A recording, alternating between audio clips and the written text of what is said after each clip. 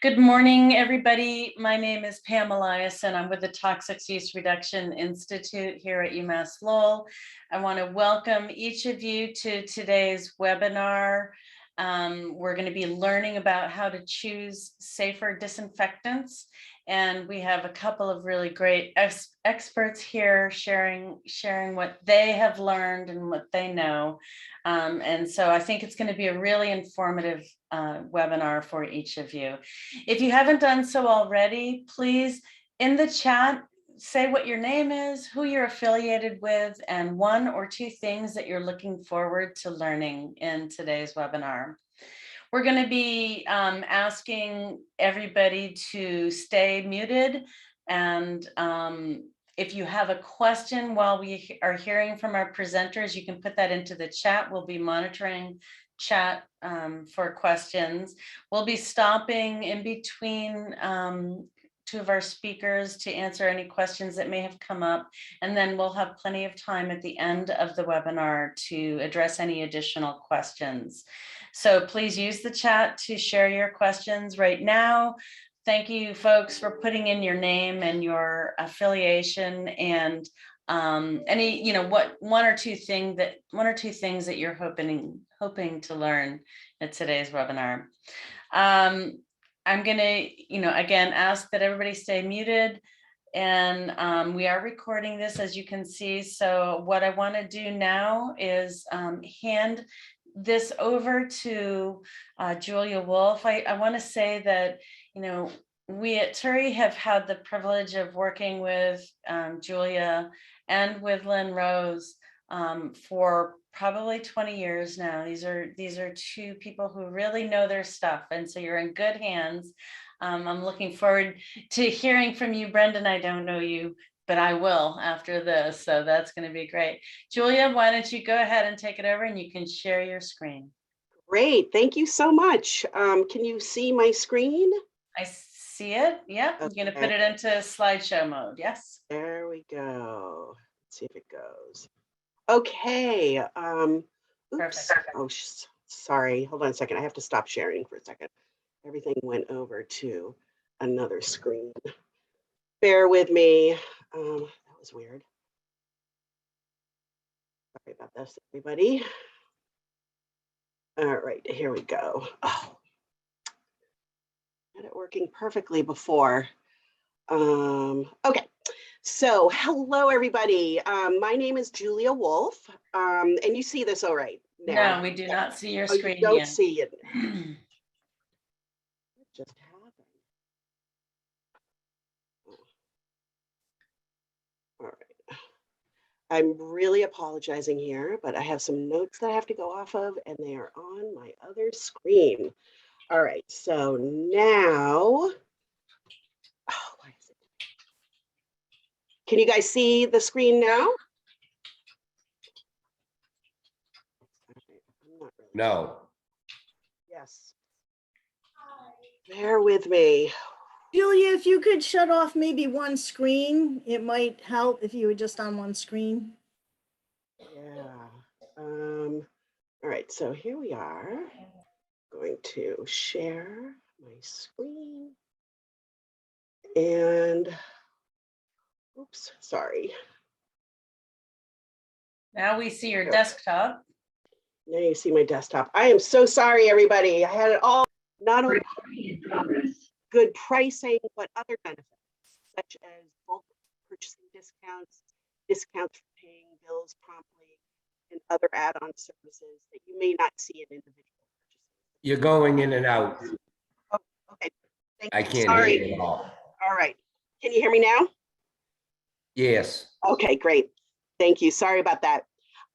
So we also have negotiated take back of products, or we require limited technical assistance.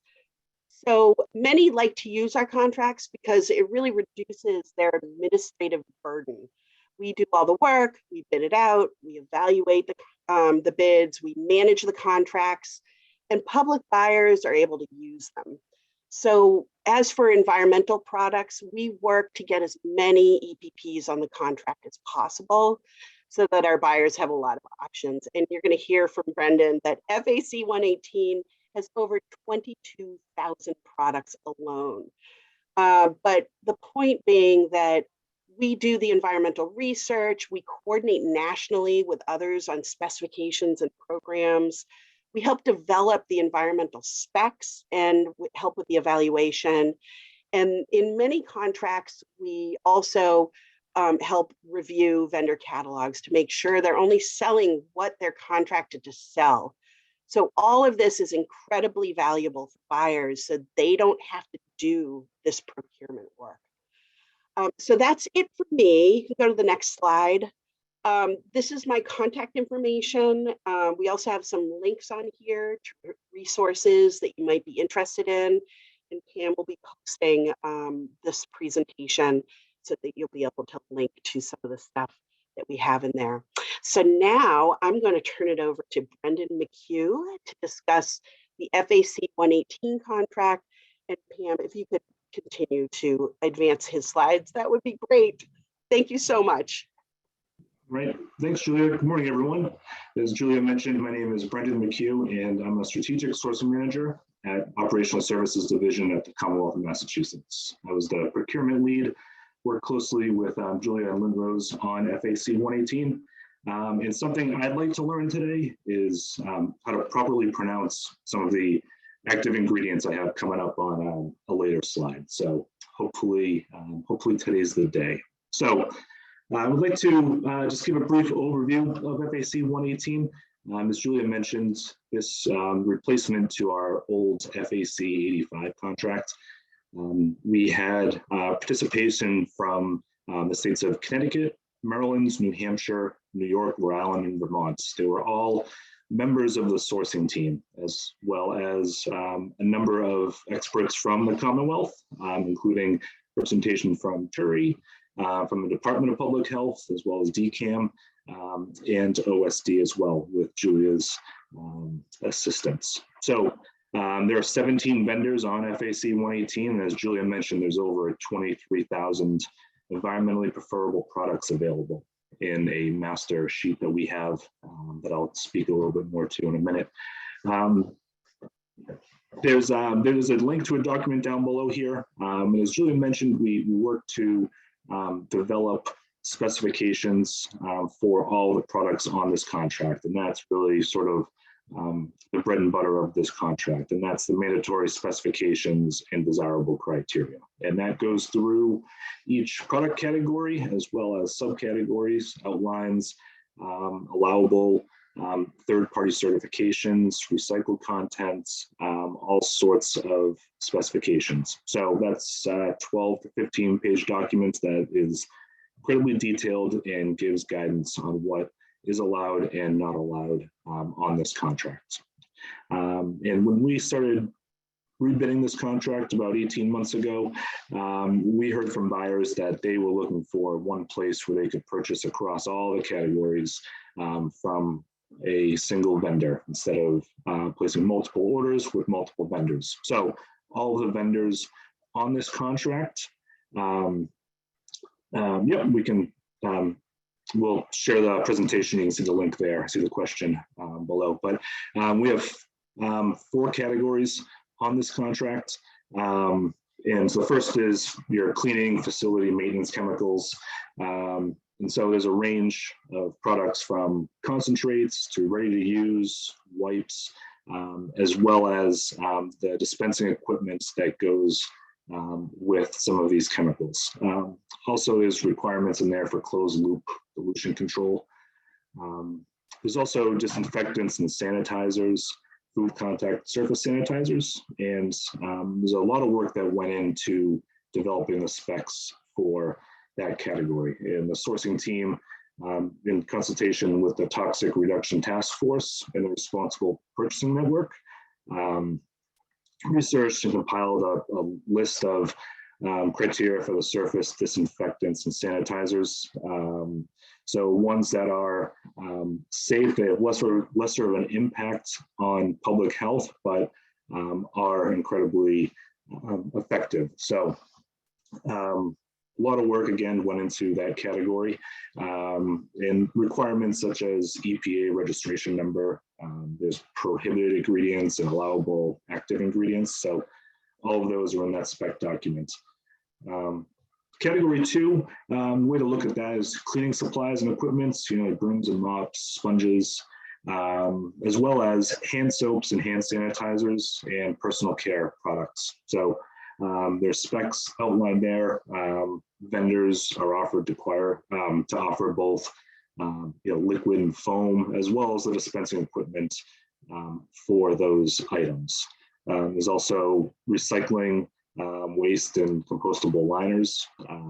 That category, for instance, has requirements for recycled content. And also matting systems. As Julia mentioned, one of the questions we had for vendors was if they offered a take-back program for matting systems. So just kind of a couple of highlights of the work that went into developing the specs. Category 3, popular one, which is the disposable janitorial paper products. So toilet paper and paper towels, a range of requirements for sizes and configurations, as well as the dispensing equipment. And we really looked for the vendors to offer the dispensers at no charge where applicable. And that's something that's noted in the price list, which we'll talk about in a minute. And the last category is powered janitorial equipment. So things you plug in, vacuum cleaners, floor scrubbing equipment, as well as some newer items, the on-site cleaning generation units, as well as the generation units of disinfectants and sanitizers. So those are just some of the highlights of the 4 categories there.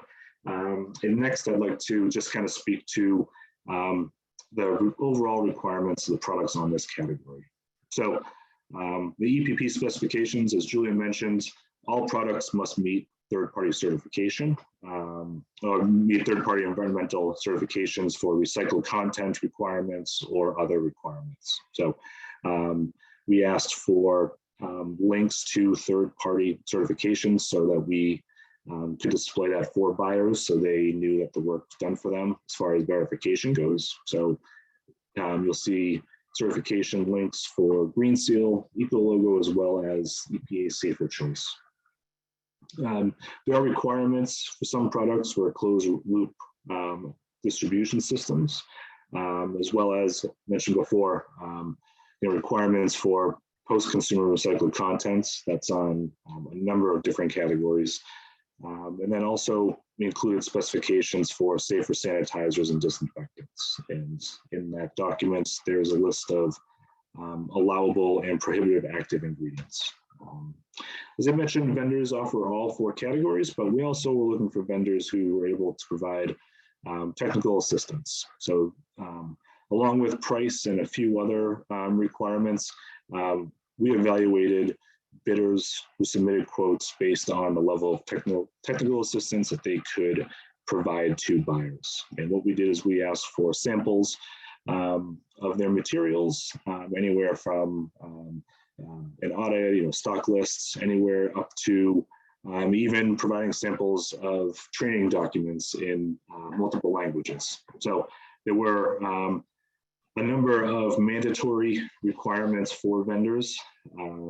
They do provide certain levels of technical assistance, and as I mentioned, that was part of the bid evaluation process. Something that's also available in this contract is a way for us to add new and breakthrough technologies or items that are not currently available on this contract. And that's through the alternative approval process. There's a link there to a page on mass.gov that outlines the process for that. But basically, vendors will come to us to get products added to this contract. Again, it might be something that's a newer technology, but it's something that we want to make sure that it's actually being used, it's practical, meets the spec, and that we can add it to the contract. So alternative approval process, there's a link for that there, as well as details. And next, I'd like to just discuss some of the changes from the old contracts, FAC 85. So as I mentioned, 4 categories on this contract. We reduced that down via consolidation from 12 categories on FAC 85 to 4. We heard from buyers, a little confusing with some of the subcategories. So this is one of the big changes. So we added EPA Safer Choice products to all applicable categories. And that is one of the allowable third-party certifications that vendors included in their price files.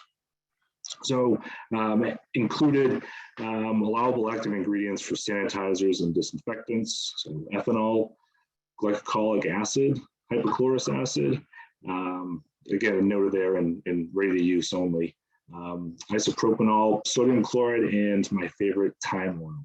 So all of the specifications and allowable active ingredients are in that spec document that was outlined below, and we will talk about again in moments.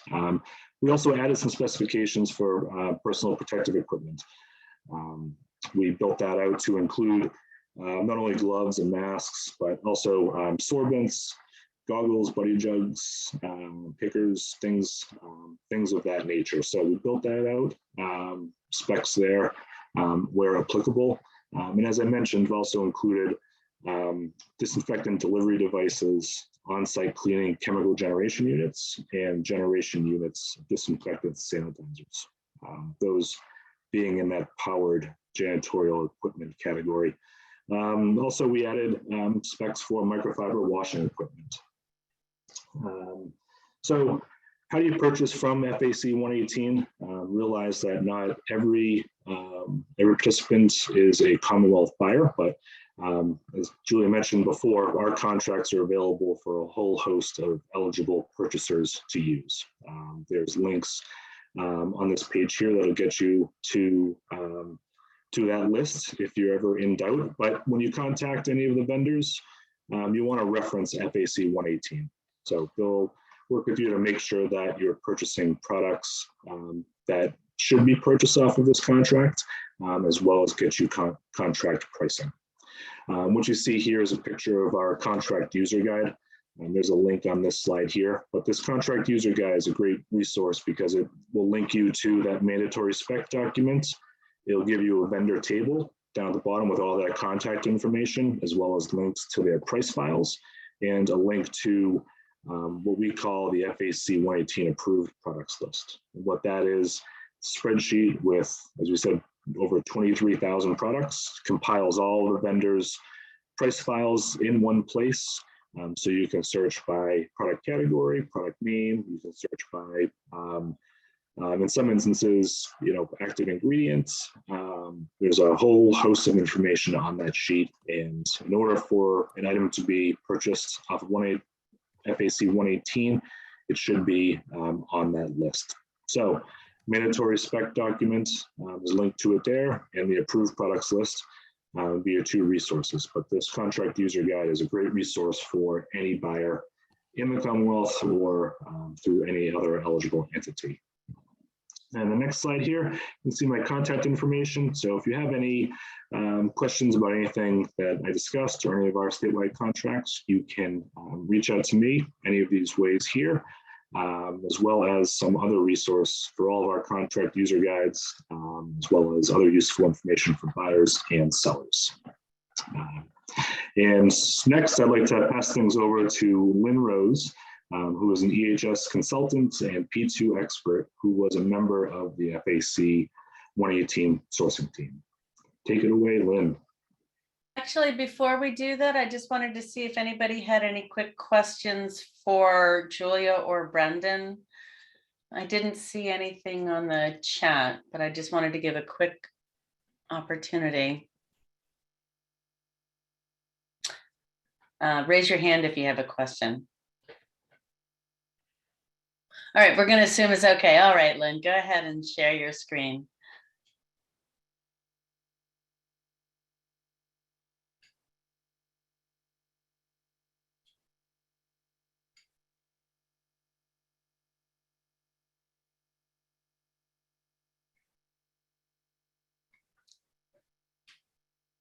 Can Okay. you see me now? Hello? Yes. And you can hear me? Yes. Okay, yeah, it just crashed and rebooted. Okay. Hi, everybody. Good morning. Welcome. I'm really excited to do this presentation. Just a little bit of background to understand the orientation that I'm giving, the information I'm providing today. So I've been working in operations for over 25 years, even though I'm both a consultant and I'm also grant funded to do a lot of this work. I actually have been based in operations, working with departments across schools and some municipalities. And I do a lot of this work in conjunction with the Toxic Use Reduction Institute, have been working with OSD on the Environmental Preferable Products contract ever since it started. So my perspective is really coming from having tried to operationalize all these programs and get products and find ways for workers to be safer. And given that we have a very short amount of time and I always have more information than I could ever try and communicate, the way I've designed my presentation is there's a lot of information that I'll refer to you. I'm going to refer to it, and then I have links for you to get more information. And then if you have more questions, you can put them in the chat. So again, there's a lot of information here, which is why we shared the slides. So I'm gonna go ahead and dive in. And I wanna give you a context from what I'm gonna present now. I was very involved during the pandemic in the whole, what do we do? How do we respond to COVID-19? And what we did was I worked with Carol Westinghouse of Informed Green Solutions to update our green cleaning infection control guide for schools. And I was working in numerous school districts across the state during this whole process. And what we found was everything changed, absolutely everything changed to some degree. Some of it was on fear, some of it was on misinformation, some of it was on information that changed from day to day. I'm coming from that context, but I'm also moving forward with how to problem solve some issues that were prior to the pandemic and then some that were born out of the pandemic. So it's really a compilation of all this experience. And I just want to say what we dealt with and what we're trying to now readjust is during this process, we had people all across districts get involved with infection control that weren't trained, that weren't normally purchasing these things. The way that we disinfected, the types of products we use, how often, where we disinfected changed. The products we got, the equipment, the supply chain issues were a nightmare.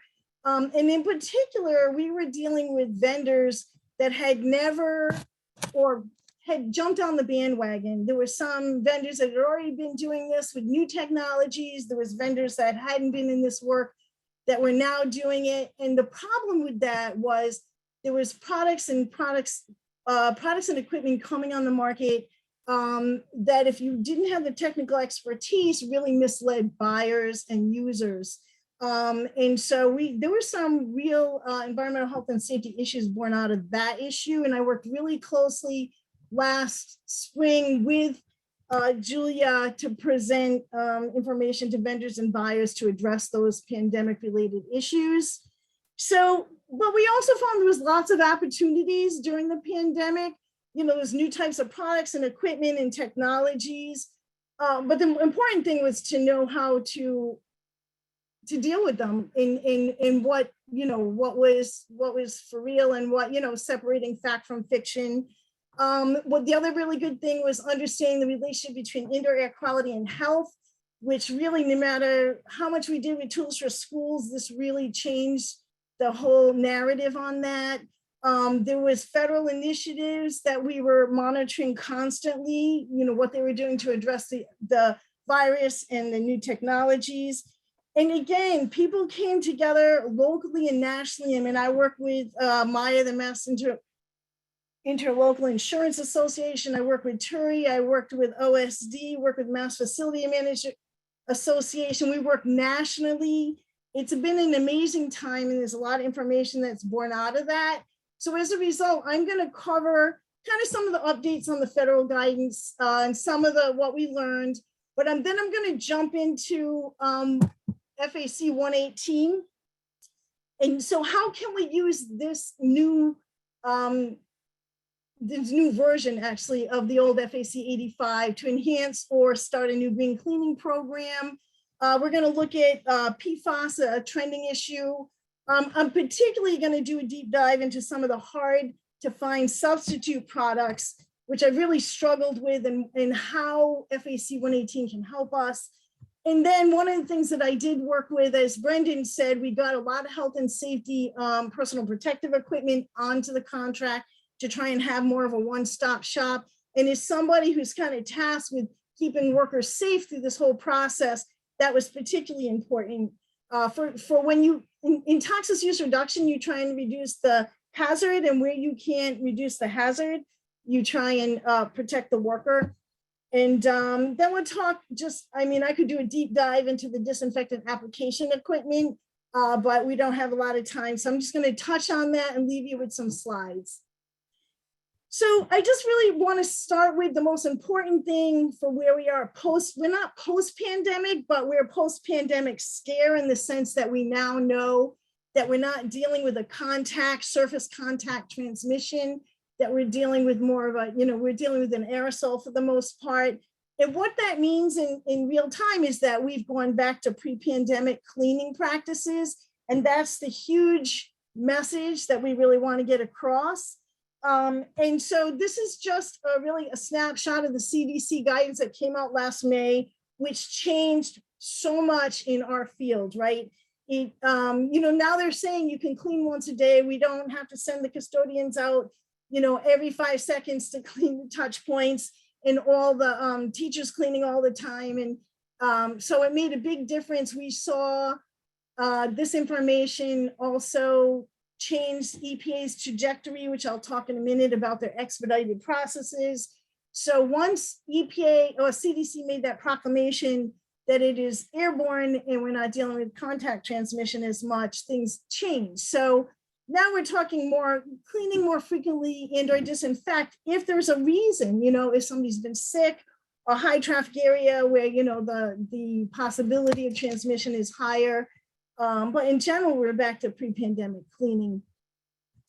So I'm going to touch on all these CDC. We were monitoring control practices, and what they were saying, guidance was changing. There was these emergency use authorizations for hand sanitizer and masks and other things, which now have been pulled back. So we need to look at where those are. I work with the nurses on the PPE issue and the reuse. And EPA had expedited a lot of the review process with all these products and equipment coming on the market. They really had to step up. But even under the expedited review, it felt like forever, right? And so also they did some product evaluations for use in electrostatic and Mr. Foggers. So specifically, I'm going to do a little bit of a deep dive. So EPA was looking at reviewing these emerging products and technologies. And disinfectant for porous surfaces, they were looking at residual activity for viruses. They were looking at coatings. They were looking at wraparound effects of electrostatic applications. And you have to remember that this was all in response to industry was just generating all these products. And there was all these, people were, it was not all greenwashing, but there was these claims that we really had to ground truth. And so EPA, one of the first things that happened was EPA created List N for emerging pathogens. And I don't know, to me, I'm very, I work with it all the time, and I'm not sure how familiar people are, but this is where we were able to identify or track the disinfectants that were approved for COVID-19. And then it also, in addition to List N, they approved other products, or they looked at other products, and those are listed in the appendix, which I'll talk about in a minute. So initially they expedited review. And then once CDC took that position, EPA stopped expediting their reviews. The problem with this is that we were waiting for a bunch of different vendors who were making claims about their products that we kept waiting. Can we use this product and this equipment? Is it approved for COVID-19? So even though those reviews were still slow, they were still valuable. So one of the things that we learned, I didn't know anything about EPA lists, which is what they create for emerging pathogens, but I just wanted to give you a snapshot. Now that monkeypox is out there as an emerging pathogen, they've created list Q, and those of us in the field are much more aware of how EPA tracks disinfectants that are approved for emerging pathogens. The other thing that really threw us for a loop was EPA now approves some types of disinfectant products to be used on porous surfaces. Before, in training, it was always non-porous surfaces. So it was really helpful to understand that they're talking about laundry pre-soak, vaporized hydrogen peroxide, which is used in a generator. This is not your normal disinfectants. So we're still pretty much using them on non-porous surfaces, the liquid disinfectants. Residual activity. So we were, early on, we always believed, or, it was EPA only approved products with residual activity for products for bacteria.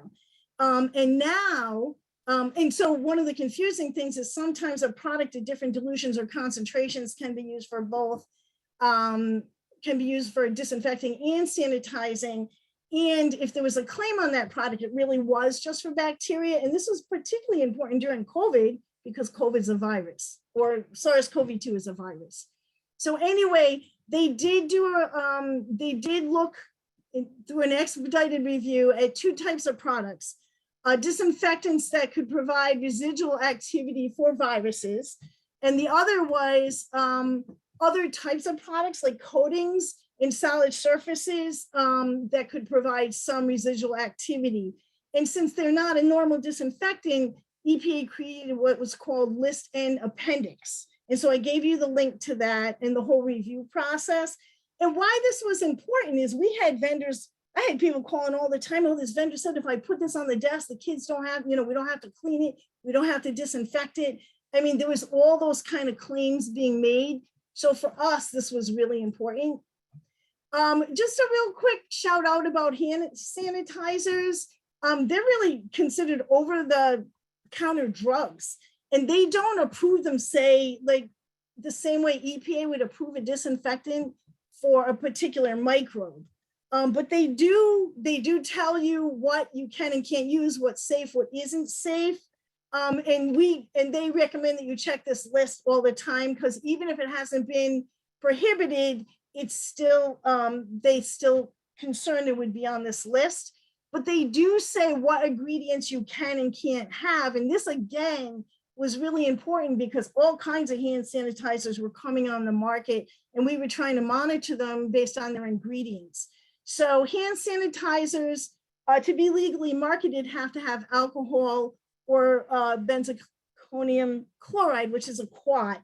So we don't recommend that, and FAC 118 prohibits that, but FDA says in order to be legally marketed, it has to have these ingredients. What else is there to know? So the thing that made me crazy is that under these emergency use authorizations, FDA said you don't have to put an expiration date because we're going through sanitizer like water. But if you're like me and you have to deal with disposal of hazardous waste, you need to know when products expire to know when they need to go. So lastly, the specs on FAC 118 I really like because they do specify the level of ethanol, which is really important because otherwise it's not considered to be effective. And they limit what, no quats. They can't be on the do not use list. So, and they have to be third-party certified. So this is really important. It makes it a lot simpler. You don't have to do that research because it's already on the spec. So if you buy from a vendor on the spec, then they should follow this. All right. So that was kind of just a real brief overview of the federal guidance. Now I'm going to do a dive into the elements of a green housekeeping program and how you can use resources to develop or enhance a program. And I will come back to products after this. And so I want to I just want to say what a green cleaning housekeeping program is to me and what the elements that are important. And then I'm going to talk about how the contract can help you. But I have to say, if you don't have a written program with purchasing criteria and who's responsible for what, my experience is you can put all that into place. You get a new facility manager, whatever, and there's no policy. I have seen stuff time and time again roll back to buying more toxic products. So you get a new vendor and they're showing you all this like fun stuff. And it's just been devastating sometimes. So I have to say, if you have a program, put it in writing, put your purchasing criteria, hazard level and all. You want to shoot for using fewer and safer products. You want to use equipment to minimize, we talked about dispensers, but also microfiber, HEPA-Vax, battery operated equipment to minimize impacts on indoor air is huge. I don't know about you guys, but I work with a bunch of school districts that have buildings from the 1800s. There was no active ventilation. All the passive ventilation has been blocked. It is so important in these buildings to minimize impacts on indoor air quality. So source reduction, sustainable purchasing. Here's another really big thing. During the pandemic, everybody was using chemicals. We had to educate people. We sent out, recordings of videos, how to use chemicals safely, how to store them, because what we were finding, is like everybody stores everything under the sink, and things just got worse during the pandemic. And the other really important piece is how do you handle the chemicals when they need to be disposed of, because a lot of them are hazardous waste. Okay, so how can FAC 118 help? So again, one of the things that both Julia and Brendan said is we worked really hard to source safer criteria to evaluate the new technologies and figure out what we were going to allow and what we weren't. And there's new active ingredients and product categories on FAC 118 that will help with all that new technology. Brendan's available if you need support understanding the contract, if you have a problem with the vendor or the vendor's not following the contract. I like having a go-to other than the vendor is really helpful. Just lastly, even though we think of the contract as a place where we get products, they worked really hard to figure out how the vendors could provide technical assistance. So I'm going to walk you through that. So one of the things that the vendors had to do as part of this whole application process to be on the contract was they had to say, what's their green cleaning program? And I can tell you that I work with a zillion different vendors, and I don't have somebody come and take all their promo and lay it out and tell me what they have to offer and how their program is organized. I mean, they'll come, they'll talk products. And what I recommend is ask them, what does your green cleaning program look like? And here's some of the pieces. Do you come and do an assessment? Can you look at my work practices, my equipment, my products, in my schools or my buildings? What would you do to recommend, how can I reduce the products I use? What services do you offer? What equipment? I'm going to do a little bit more of a deep dive. And then what kind of training and education do you do? So you want them to share everything with you so you know what they have to offer. So there's part of the on contract, some of it's required per year and some of it's optional. So they need to do initial site assessment. They need to do some equipment demonstrations if they're going to sell you equipment. And you can also ask, can I borrow them? Can I try it for free? And then they will train you on transition to a green cleaning program, but you really want to find out how customized can they make that. The non-mandatory but available technical assistance is going to vary from vendor to vendor.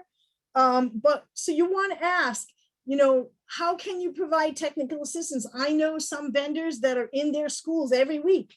They sell them supplies, they will show up, they will provide on-site training, they will provide you guidance documents. So what form is this assistance in? What's the price? There are some vendors that will provide a lot of these services for free if you buy the majority of your products. At what point, what threshold do you start to receive these services Or what do you have to pay? Like there are services I know one school district gets for free because they buy their products. Another school district pays for those same services from that same vendor because they don't buy enough product. The other thing is they might have information and training, but how generic it is it? I work really closely with vendors to modify their posters, their training materials.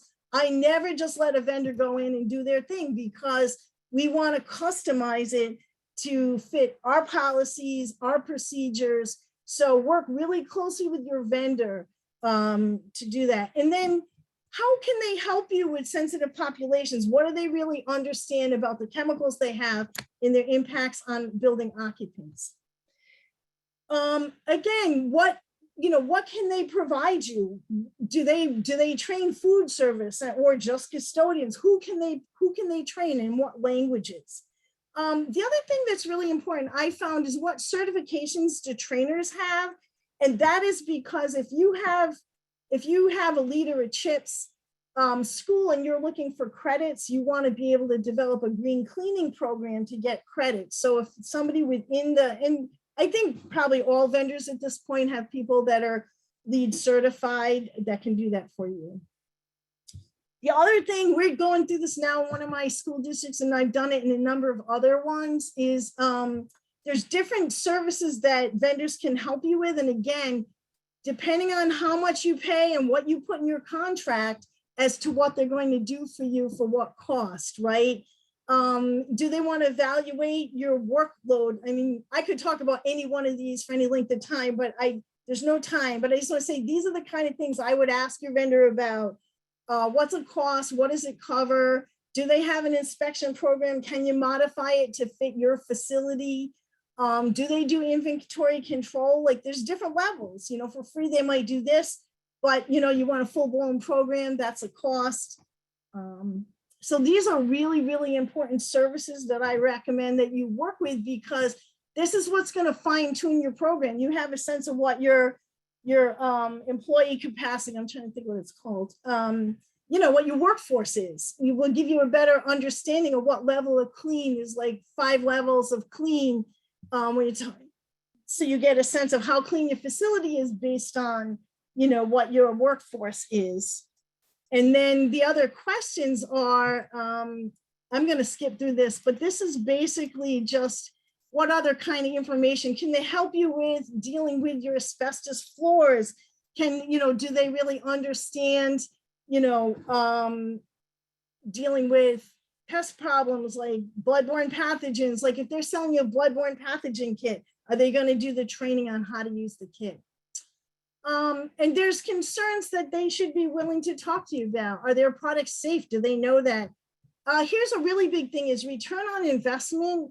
Are products cost effective? Will equipment save us money? This for us, in one of my school districts, we outsourced.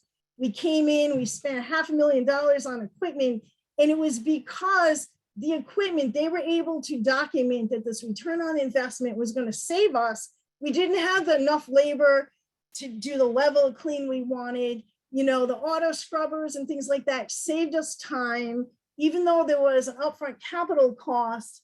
In the long run, it saved on labor. So that's really important to look at. It made a huge difference in what we were able to do. The other thing is I hear these issues, like people will stop using products because they're not working. Well, was that product designed in the winter for when you have salt on the floor? We've had products change color or smell, like hydrogen peroxide products. Does that mean they're no good? Or what does that mean? Was it the way that they were stored? Are there compliance issues? So I've had people drop products because they never checked with the vendor as to why there was a problem, why it smelled or changed color. So the other thing that is really, really important is to reduce the amount of chemicals that is used. For somebody like myself that teaches and does inspections on how you store chemicals and hazardous waste, is the more you reduce, the fewer chemicals you have, the fewer to manage, the less compliance issues you run into. And under a TURI grant, we reduced from 27 products in 62 facilities for food service down to 8, which was amazing. I can tell you, we did the training.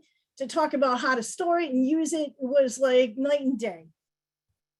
Okay, so the other is to how do you reduce the number and types of antimicrobials you need? So disinfectants and sanitizers.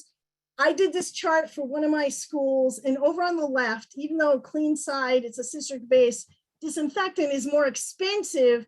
One of the things I liked about it was like, these are the key things that schools were dealing with at the moment, right? COVID-19, bloodborne, athletes' feet in the showers, although we're not using them during COVID, you know, food contact, MRSA, norovirus. So this product dealt with everything at different contact times. And if you didn't use that product, you were looking at using different products. And again, you have to look at, are you disinfecting? Are you sanitizing? Some products can be used, the same product can be used for both at different dilutions or contact times. The other thing is don't overbuy. One of the things that we found, particularly during the pandemic, was that people were overbuying because they were so afraid people were going to come back into buildings, and there were supply chain issues and people were buying like crazy, right? And so there was certain, you have to monitor what you're buying. Some things expire, like bloodborne pathogen kits have products that expire. Hand sanitizers, even though, you know, FDA says you don't, you know, now they don't have to put the date on it, they expire as well. Just non-toxic hand washing products expire. And what we found was, these are real pictures, you know, like thousands of dollars we have been having to clean out, both before and you know, now cleaning out of antimicrobials that have expired. So summary of some of those points is looking at shelf life and disposal, because it's important to understand some of them are toxic. What are the product's uses, health and safety hazards and precautions? What kind of PPE and ventilation is required? The ventilation, again, is really important in these buildings that have no active ventilation. What are the storage requirements of these chemicals?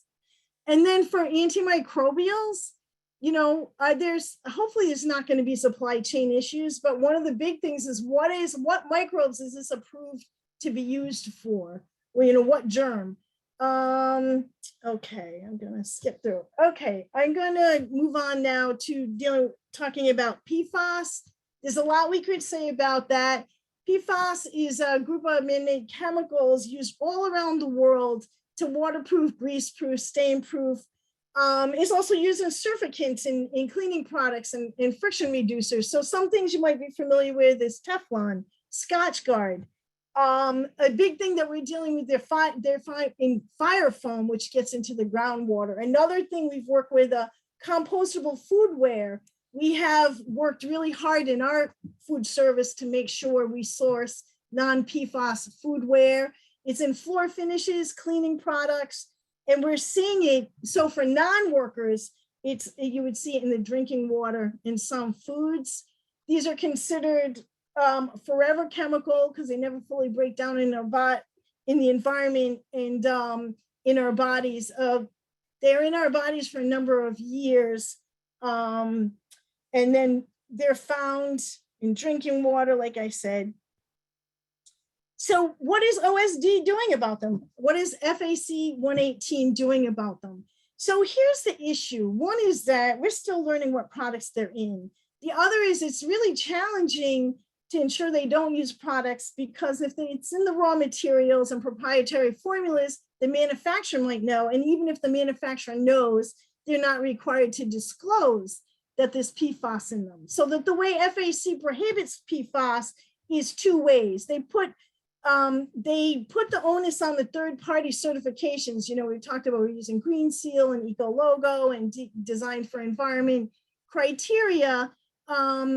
So if a product is certified by a certain certifier, then you know what level of PFAS is within that, allowable for that criteria. And so the other way that 118 has dealt with this is in the contract spec itself. It said that vendors have to comply with no products shall contain PFAS or PVC. So there's two ways in which FAC 18 is trying to deal with this. And I wanted to give you an example of how the certifiers are dealing with it. Not all of the third-party certifiers have the same level of PFAS criteria, right? So Green Seal is actually expanding their criteria.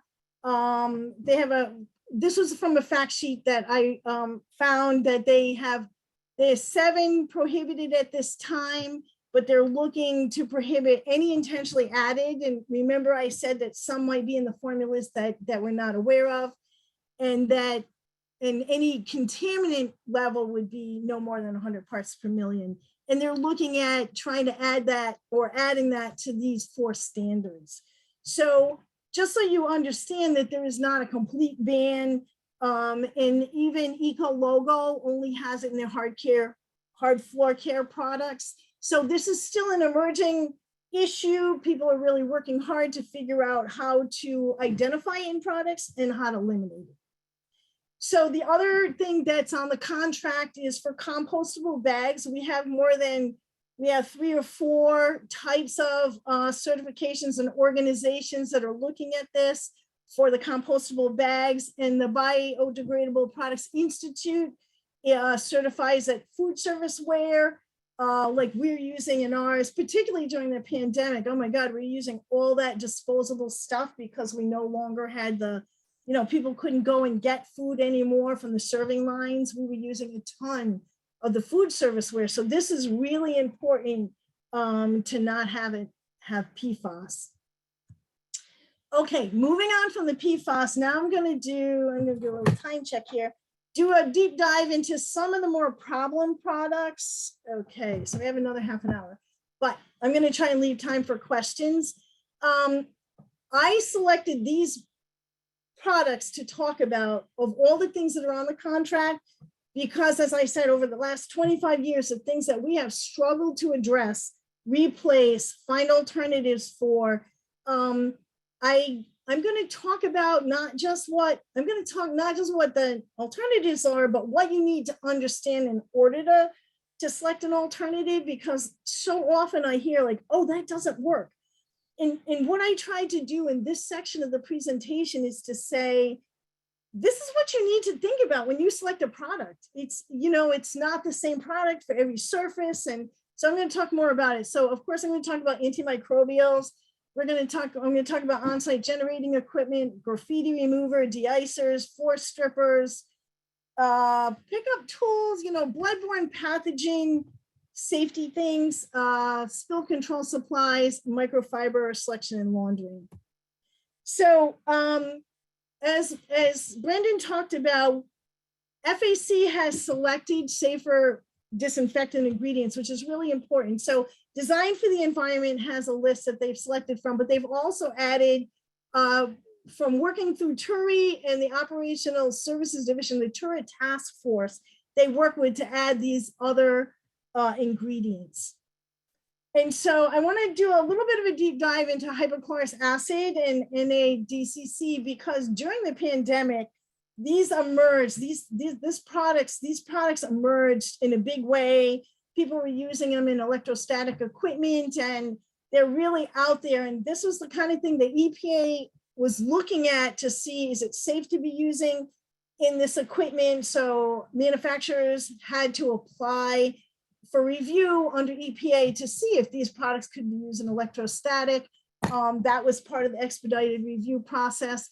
And one of the things I want to say about, because I didn't put a slide on it, although I have slides, is that one of the big things about the hypochlorous acid in the electrostatic was they said, oh, when you put it in electrostatic, it'll wrap around your equipment. It turns out EPA did some experiments. They did a whole webinar on it, and that is not necessarily true. But again, that's another deep dive. I have slides on, but I'm not going to go in today. But I just wanted to say some of these claims early in the pandemic have not panned out. So just 2 things about, or there's 2 acceptable forms of the hypochlorous acid. So one is in a ready-to-use formulation, the other is in the tab form. And I wanted to go over this chart that I made. I did this chart when I was trying to go out to bid for these tabs, because during the pandemic, what was happening is you couldn't get everything. I think it was the brood tabs and the per tabs and the viro tabs were made like in Ireland and you couldn't get them. So like Efferson and I think the Clear on Easy Bleach were US based and we were able to get them. But what was important is, although it's the same product, it has a different EPA registration number. It has different concentrations. It was tested at different concentrations for the virus. And what was important to know for facility managers is like they would get the tabs and they would say, oh yeah, I used 2 tabs for the virus before, so I just used 2 tabs of this, right? And it's like, no. And so there was things like that that were really important to understand about this particular product because it became more and more people were producing it. There were supply chain issues. One time we could get this brand, one time we could get that brand. So it was really important to drill down to this level to understand how you use this product both effectively and safely. And one of the ways to know, and I always say this, is to read the label.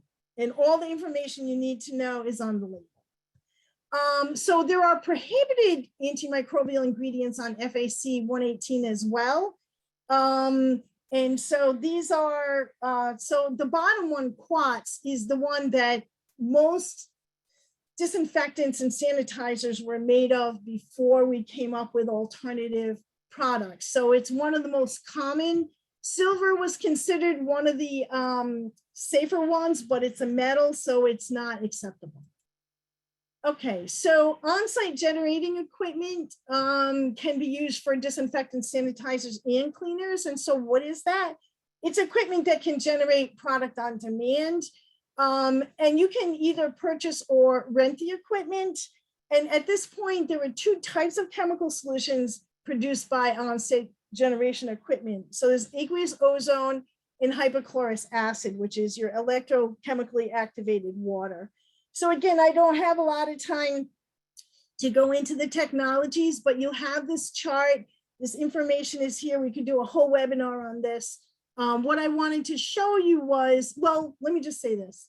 These save, and you're paying either for the equipment, you're paying for the rental or owning it, but you're saving on a lot of other things, on containers, on shipping. There's so many things about generating on site and the kind of things you would need to think about. Am I going to generate from a central area and distribute to all my buildings? Am I going to have a generator per building and looking at those costs? So there's a lot to think about that you would work with your vendor to decide. And so in terms of FAC 118 specs for this stuff is right now, the spec is for the unit, not the product. And although there are units that are approved by EPA for disinfecting and sanitizing, OSD is requesting if a vendor wants to get an on-site generator on the contract to generate a sanitizer or disinfectant, OSD is saying you have to go through OSD's alternative approval process before it's accepted. So right now, there are no approved units on the contract at this time. So if there's a vendor that wants to get it for disinfecting, then they need to go through this process. But I just wanted to point out that, so the hypochlorous acid can produce both a cleaner and a disinfectant. So right now it would only be on the contract as a cleaner. So the aqueous ozone is considered a cleaner and not a disinfectant. So, so these are specs. I'm not going to go into these. These are for your vendor if they do want to submit to have their equipment to be used and accepted as a disinfectant and sanitizer. This is what they would follow. But the criteria for this equipment for cleaning that is accepted on the contract is it would have to be certified by Green Seal, and the generators must, the solution must maintain a pH of 4 to 6.5. The units that are on state contract for the aqueous ozone, and this is some of the promo by the companies. Again, this is for cleaning only. So stabilized aqueous ozone lasts longer than just the aqueous ozone, which makes a difference about how it gets distributed. and how long it lasts. And I think I have one more. Yeah, so Force of Nature, this is chemically activated water. So I have one of these in my house. I have one of the little units. It's only 32 or 64 ounces, but this is at least bigger than the little unit that they have. So it is Green Seal certified as a cleaner, but again, it's only on our contract for cleaning. So then it's the Trio by Genion, which also generates hypochlorous acid. Okay, so moving on from that to the next thing. So I want to talk about graffiti remover for a number of reasons. This is one of the most hazardous products, aside from floor stripper, that we deal with. And I'm not going to get into all the details except to summarize. These can cause eye burns, skin burns, permanent organ damage. They can cause asthma, affect your central nervous system. Some kinds can actually cause cancer and birth defects. So graffiti remover is a big thing. And so one of the things that we need to think about when we think about on an operational level is, what forms do these come in? So if they come in a liquid aerosol, that's one of the highest hazards. There are wipes and there are solids which comes in a paste, but not all products will do the job. So one of the things that this is like a particular situation where people say, oh, that product didn't work. That green product didn't work. Well, here's a situation, and here's why I do a bit of a deep dive, which I'm going to leave you the information to review. I can't go through it all, but the point is that you really need to understand that you need to understand what the product can and can't do, right? And so, well, let me just say one thing before I move on to that is, because this is so hazardous and most schools do not have a respiratory program, we do not use anything of that level in a school, or shouldn't be. So here's a perfect example.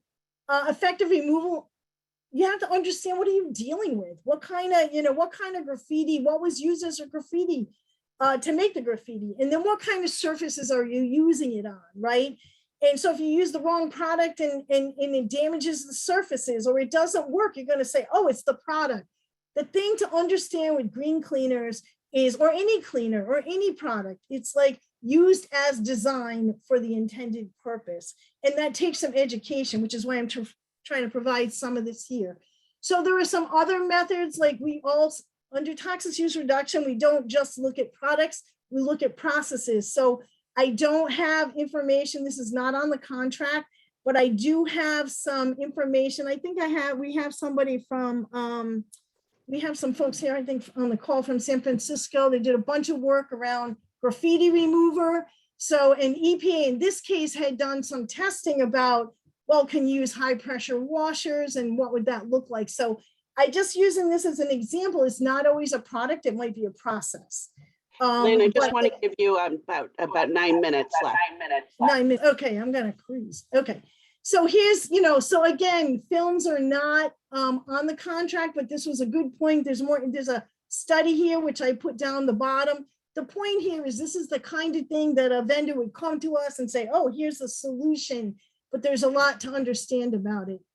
Okay, so there's third-party certified graffiti removers on the contract, which is really important. And then the San Francisco folks also have lists, and I put the link there. And then I just want to show you a bit of greenwashing. So this, in my research, I was looking, here's a product that looks so good, low VOC, non-toxic. But when I looked at the safety, it's not on FAC 118, but when I looked at the safety data sheet, it's like the reproductive hazards and they all require a respirator. So that's why it's so important to use the contract. You don't have to go through this. Okay, again, knowing how to use the product, moving on. So de-icers are on there. Let's see, and those certified de-icers. And so here's a case where I gave you information about understanding how to use it, more information on the hazards and safe options. Floor strippers, I do want to take a few minutes here. This is one of the most dangerous products that we use. Strippers can blind you. They can cause or trigger asthma. The thing is, it's a slip, trip, and hazard. I don't know if I put that on here. The thing that's the worst is the baseboard strippers because they're aerosols. and they cause more of an exposure. We do not, no matter how hard we trying to get workers to wear PPE, they don't have access to eye wash stations. So here's the thing that I want to share with you is one is there's alternative strippers on the contract. The thing is that you want to understand, here's another case when people say, oh, strippers don't work. Well, you got to have the right product, like the old floors, the old finishes had zinc in them. Then a lot of the new products will not break down a zinc interlock. Some do, some don't. Again, work with your vendor to understand what you have and what you're trying to do. Okay, so there are strippers that are more neutral pH or less corrosive and lower VOC and lower inhalation hazard. Just real quick, we went through, I have a school district that had more than 50 buildings. We went through and evaluated what we could do, what's called scrub and recoat, where you're not using a stripper, you're scrubbing and then you're recoating. That's a process.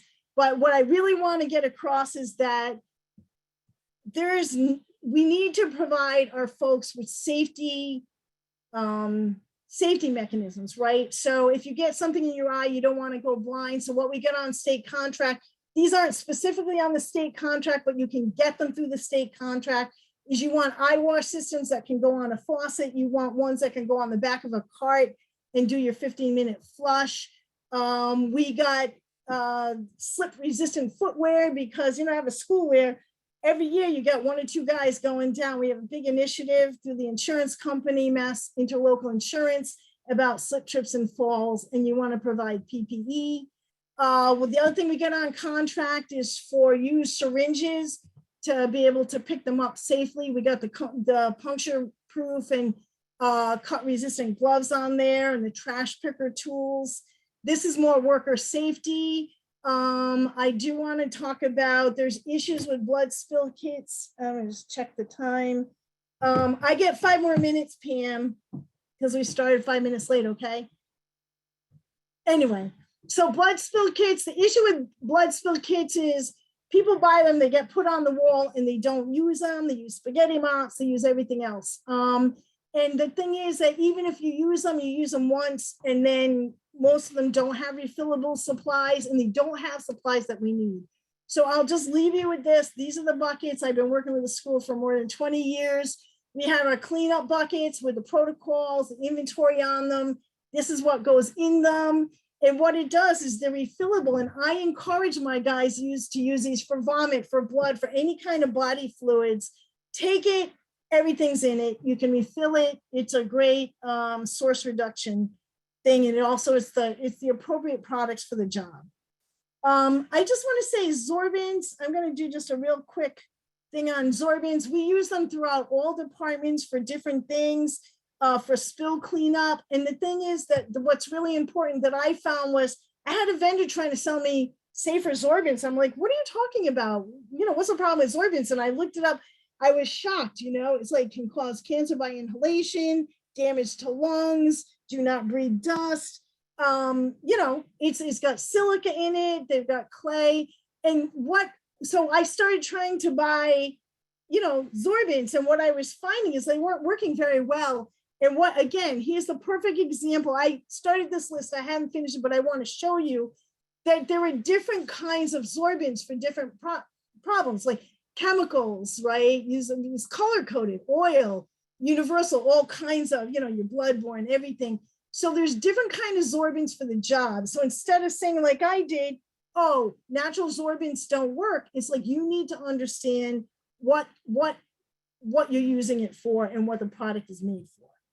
Okay, so I really like the specs on FAC 118, cannot be a corrosive, a carcinogen, a mutagen, right? And it can't be a respiratory hazard. So these are just some of the examples that you can ask. These are not currently on the contract, but you can ask for them through the contract. One thing I really liked was we often have gallons and gallons of paint that's very expensive to get rid of in the container. If you put the hardener in, you can just throw it in the trash. Okay, so microfiber, real briefly, I just want to say, I have found that if you do not have a laundering system for microfiber, people are throwing it away. I've had entire microfiber programs collapse because there was not a laundering program for it. So what you want to do is figure out whether or not you have the facilities to do it. And if you do, you want to double check. We were told out of our 50 facilities, they all had washers. Well, it turned out only half of them had washers. So there are laundry services on the contract. You can look at this list about pros and cons. You can either have your own goods that they clean or they rent them and clean them. So look at that. The other thing that's on contract is being able to buy these little washers that don't require plumbing, but you want to find out what do they require. Can they go in a slop sink? So the criteria, I had a facility manager ask when I said, what do you want to know for this program, how to wash the microfiber? So the criteria, this services part, that's all the criteria that's in the contract, but these guidelines below add a few additional points about how to manage the microfibers to make it last. All right, so lastly, and you guys got to give me 2 minutes, this is where we're talking about disinfectant application equipment. This is where we get into the electrostatic and Mr. Foggers. So there's many ways of applying disinfectants. And with this new technology, you have to ask yourself, why do I want it? Why do I think I need it? Is it more efficient? I can, during the pandemic, well, I could do larger areas in a shorter amount of time. The question, was it really more effective? Was it even effective at all? Are you doing it for public perception so that people see you doing things? Can you use it safely? And a really big question, and we won't have time, but after the presentation here, look at the slides I put in there about how to figure out whether or not a product is approved to be used in this equipment. So as far as FAC 118, this electrostatic is only acceptable when it's designed to be used with a contract approved disinfectant. There's not a lot of disinfectants that are approved to be used in this equipment, particularly without respirators. No paint and pesticide sprayers allowed, no Mr. Foggers. And if you wonder why Mr. Foggers are not on FAC 118, it's partially based on EPA has concerns about the fine mist and the health issues and whether or not it's really effective, whether or not coats a service well enough. Okay, I think I'm gonna wrap it up. If you want information, I just wanna say, I wanna go ahead and just say, oh, there's a bunch of electrostatic safety stuff in here that I wanted you to know because nobody ever told me. Some of it was in the handbook, some of it I learned over time.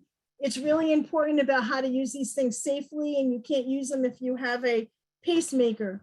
But I wanted to say one last thing. So we just finished up our infection control handbook, this one on the left.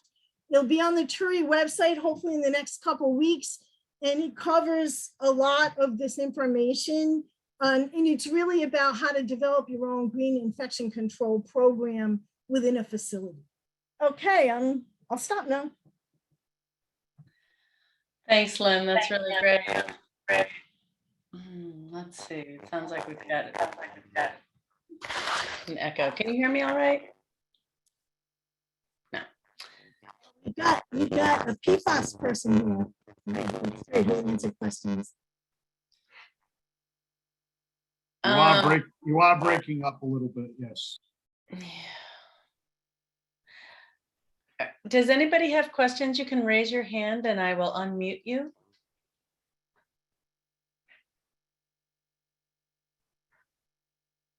Questions for Lynn, for Julia, or for Brendan?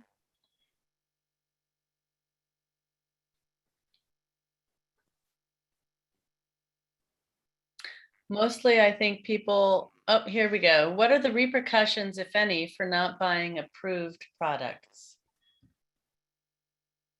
Julia, I wonder if maybe that's something that you can address. Yes. Hi, everybody. So executive agencies in the Commonwealth, can you guys hear me, are required to use statewide contracts. So they are required to use this contract for their cleaning supplies. All other entities in the Commonwealth don't have to use statewide contracts, But as I said in my presentation, a lot of folks do because we've done a lot of the work for you. So for the folks that don't have to use the statewide contracts, you don't have to use them.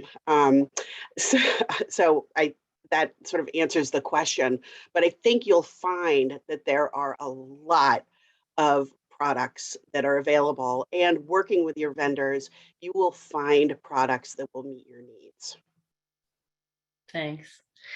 So yeah, any other questions? You can raise your hand. You can type it into the chat.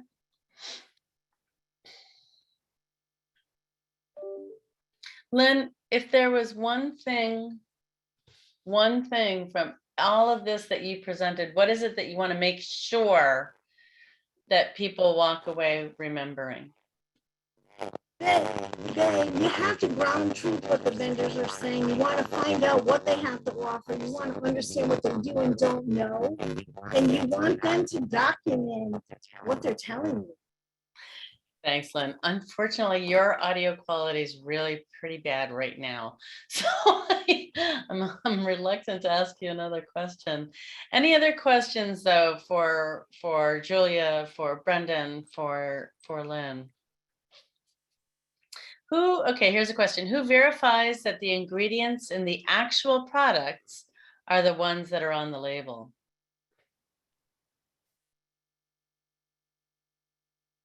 Again, maybe Julia, that's you. Yes. So we require third-party certifications who verify compliance with the criteria listed in the third party. So that's how we verify it on the contract. So we're not taking, we're not looking at the actual product and the label itself, except for the sanitizers and disinfectants. We are actually looking at the sanitizers and disinfectants and making sure that the active ingredients are approved and not prohibited. But we are relying on the label being an accurate representation of what's in the bottle. Absolutely. Right. All right, any other questions, folks?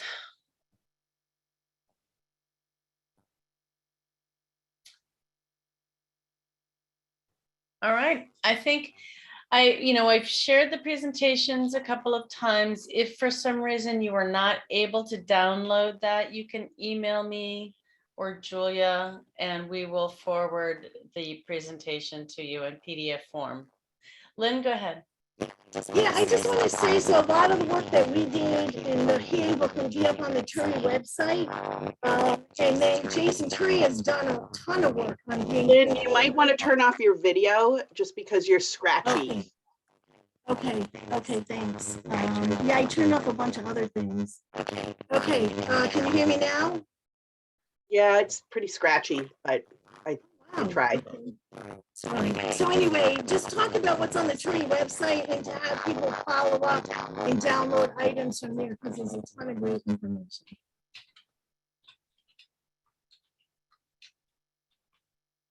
Yes, so just to reiterate what Lynn just said is that the Turi website has phenomenal information on it.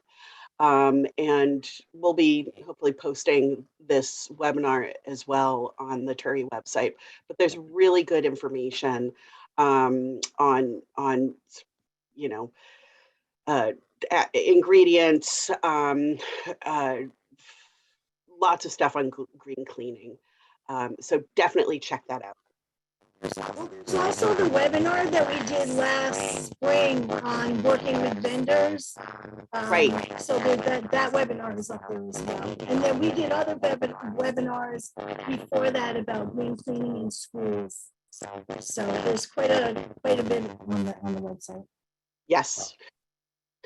So Lynn said that there's the webinar that we did last spring is also on the website.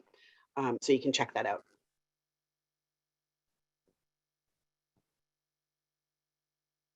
Okay, I'm going to post the website for webinars here.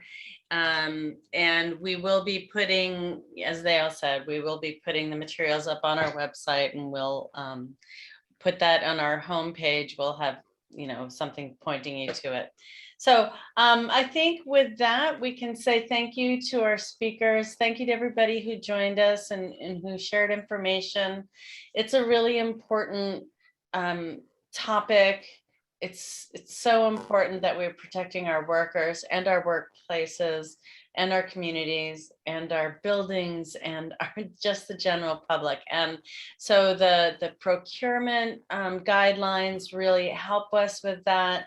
The deep dive of, into all of the work that all the research that's been done to understand what is in fact safer and how to use products safely has been so important. So I want to thank you all of our speakers for joining us today, and thank you everybody else for coming along. We will make all of this information available on Turi's website. It's turi.org, and I hope you all have a wonderful day. Thank you so much.